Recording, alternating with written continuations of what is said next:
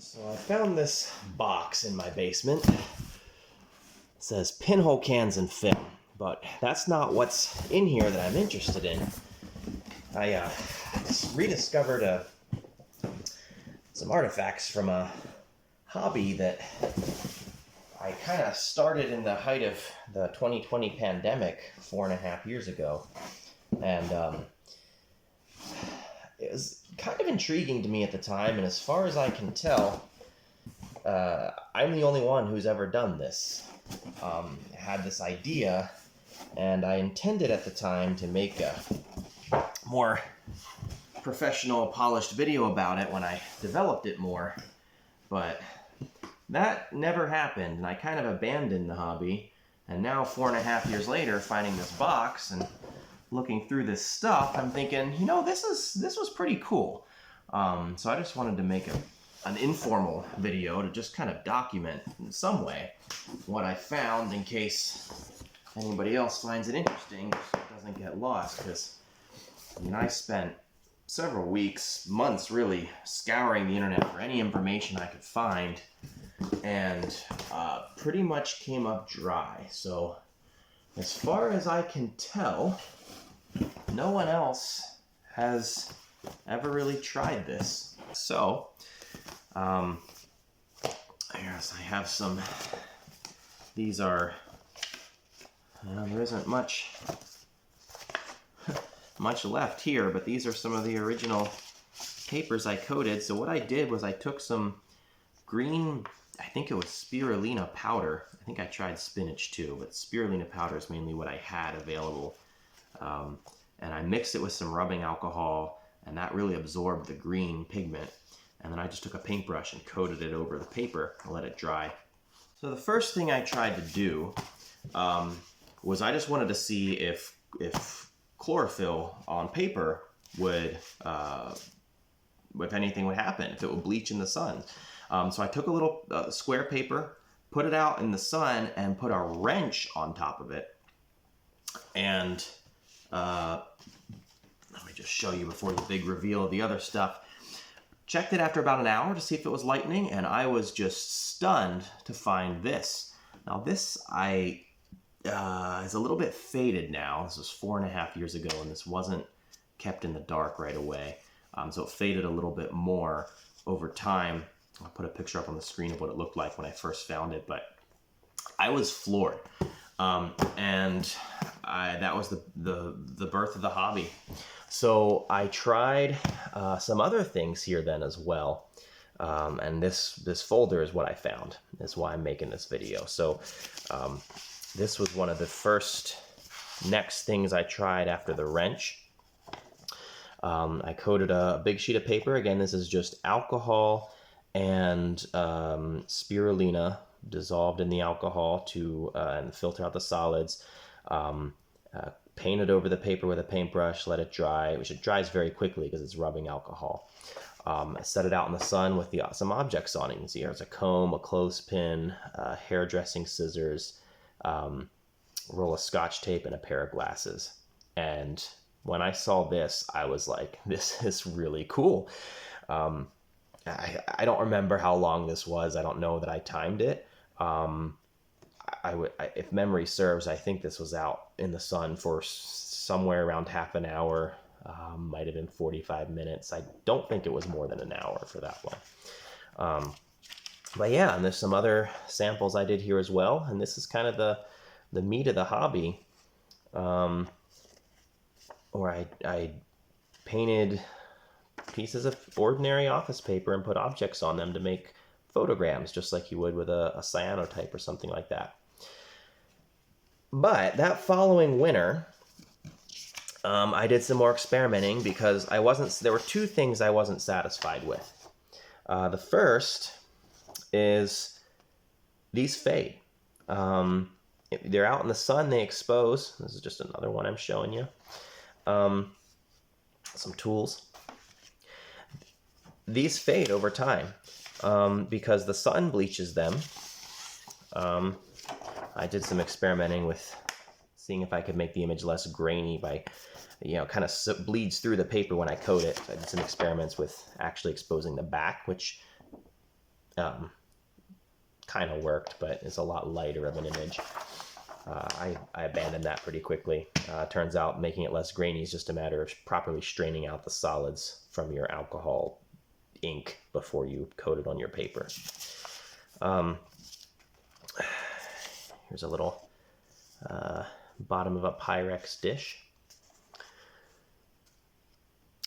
But basically, I wanted to experiment because these fade, right? The sunlight bleaches this, and these survive because this was in this binding, or this folder in this box in a basement for 4.5 years, completely in the dark. And these, I think these really didn't fade noticeably at all, honestly. They're actively fading right now in the light of this room. I'm not too worried about it. I did some other experimenting as this hobby I got going on it. And in my normally lit office room beside my computer, an image like this would persist for several weeks before I would notice it fading. Obviously, direct sunlight is very bright, and that's where you get the half-hour to an hour exposure times. But they will fade. You don't want to put it on your wall or it'll be gone in a couple of months.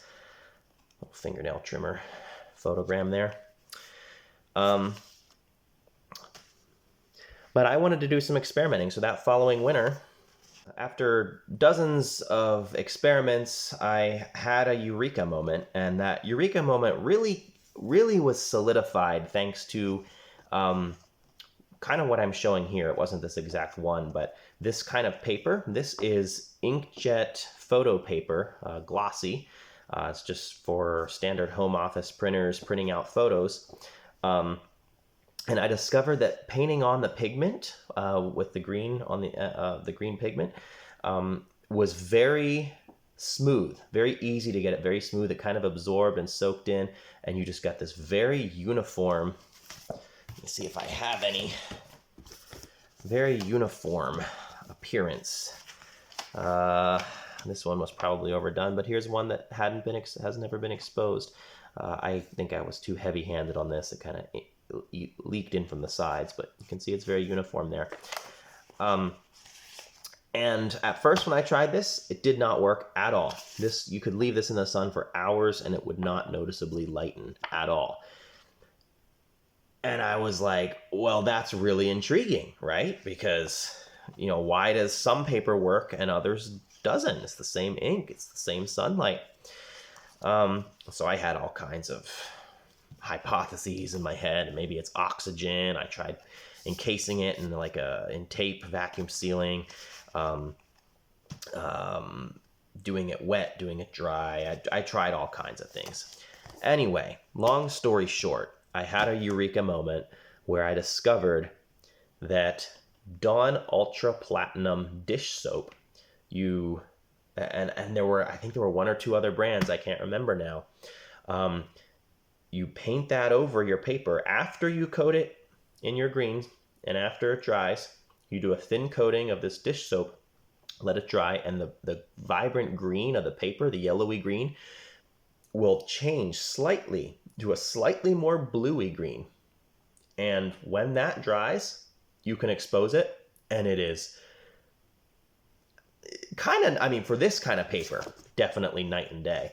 It made this expose really fast in the sun. I'm talking like you could do an image like this in 15 minutes, 20 minutes. For normal office paper like this, it did improve it, but it wasn't quite as drastic of a difference. It would maybe be, instead of needing 45-minute exposure, you maybe need half an hour exposure or something like that. But look at some of the detail here, and you see the leaves. You can see I did this was a coleus leaf, if I recall. Very light, because I had exposed for a long time. This was longer. I will say this was longer because I wanted the detail of the sun shining through the leaf, whereas on something like this, with this maple leaf here, you're just getting the outline. Whereas here you're actually getting detail of the veins in the leaf as the sun is shining through. So I don't remember how long this was. Maybe I have it written on the back. No. Oh, this is spinach. I have written on the back, this is spinach. So what I did with the spinach is, instead of the spirulina powder, is I dehydrated it in a food dehydrator, ground it up into a powder, and then mixed it with the alcohol. Same process, and actually, on this type of paper at least, and if memory serves on the standard office paper as well, the spinach actually worked better than the spirulina. It was cleaner image and a little bit faster exposure. Here's a couple of other leaves. You can see some of the wrinkles coming through there. I did have success with my ultimate goal with that Dawn Ultra Platinum dish soap. Oh, and by the way, the Dawn Ultra Platinum dish soap, I never did figure out what caused that to work, to improve it so much. And that's what I was hoping to get to the bottom of before making a video, but I kind of abandoned the hobby and that never happened. So I'll show you, I'm just giving you what I got. So yeah, Dawn Ultra Platinum dish soap. Other brands of dish soap, most of them did not work. Other types of soap, other soft soaps, hand soaps, shampoos, bar soap, I tried it all.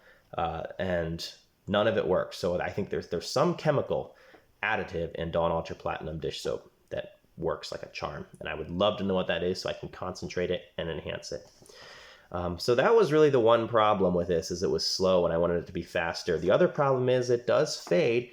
Like I mentioned, these have been in the dark, is the only reason they're visible, but you couldn't you couldn't hang this on a wall in your house or it would fade. This here is an in-camera image, actually.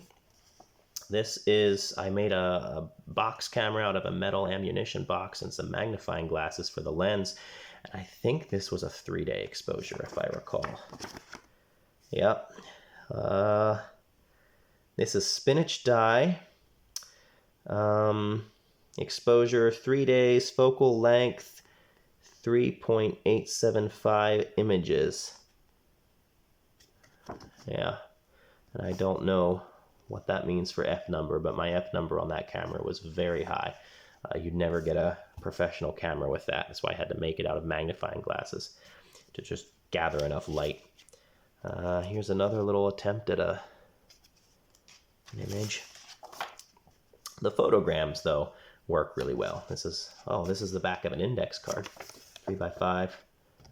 This was a little plastic something or other. This is a salt shaker, just laid down, photogram in the sunlight. I think really captured the glare there from the sunshine. Same salt shaker, different paper. Oh, this one was cool. This is one of my wife's necklaces. I kind of arranged on the paper. This seems to have faded a little bit. I think I played with this a lot before I put all this stuff away. I'll maybe throw an image up on the screen of what that looked like originally. Here's a fern. Scissors. Pair of earbuds. This was an attempt to copy an image that was printed out. This is my wife back when we were first married. She had horses. She's riding horses. If I still have that here. Yeah, there we go. So this is what those photos look like. This is just printed out from a computer.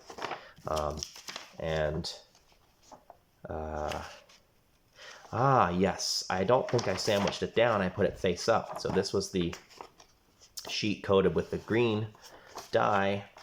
I think this would have been spirulina, not spinach. And then this taped down on top of it to let the sunlight shine through it, just like that, to yield these images. If I recall, I don't have it written on the back, but if I recall, this was a 3-day long exposure, because the sunlight obviously had to go through both sheets there. This is some flowers. I think my wife actually made this one. I convinced her to try one. I've got some cyanotypes buried down in here as well. Not really the point of the video, but shameless plug for some cyanotypes. If you you think this is cool and you're interested in getting started, I recommend doing cyanotypes. This honestly is why I abandoned the green film thing, as I discovered cyanotypes are just so cool, and these are stable. You can mount these on your wall. They will not fade. They will last centuries if you take care of them properly. And I just think that's really cool. Obviously, if you can't tell, cyanotypes make a negative image, whereas all this green film stuff I've been showing you makes a positive image. But cyanotypes are awesome. Got some more random stuff in there. All right, anyway, enough about the cyanotypes. Oh, this was fun. I'll throw an image up on the screen of this as well. If I throw the image up, this didn't fade. The image I threw up, I did digitally filter to try to bring out the detail because this is so light. But this was actually a pinhole can, a little paint can with a pinhole in it. I want to say 2023, summer solstice to winter solstice. And these streaks here are the paths the sun took over that time. And these shapes at the bottom is the tree line. It really is this faint, what you're seeing on the video. I'm looking at the screen right now as I'm recording this. That is exactly what it looks like to the naked eye. So very, very faint. But the image on the screen will have shown you can bring out the detail with a little bit of digital magic. Go through the rest here quickly. This was another camera photo, outline of our apartment, overhang, front door, window, side of the wall. Recognizable. Not great, but recognizable. Another photo of bicycles. Comb. Ooh, this one I was proud of when this one happened. I'll throw an image of this one up as well in all of its glory with a little bit of digital contrast enhancement. You can really see the veins in these leaves. And then the glasses. And that's it. So, yeah, a little walk down memory lane for me. Just wanted to document in case anyone out there is interested in picking this up and developing it further. The hobby that I referred to as green film. That is, as far as I know, a completely unique hobby where you can make images of objects if you're doing photograms without a camera. All you need is paper, something green like spinach, a little bit of rubbing alcohol, and you just paint the spinach, dye from your alcohol on the paper, put the objects on top, leave it in the sun for half an hour or so, and you've got this image. And it's really cool. A lot of fun you can do here. It's photography with stuff you probably already have at home.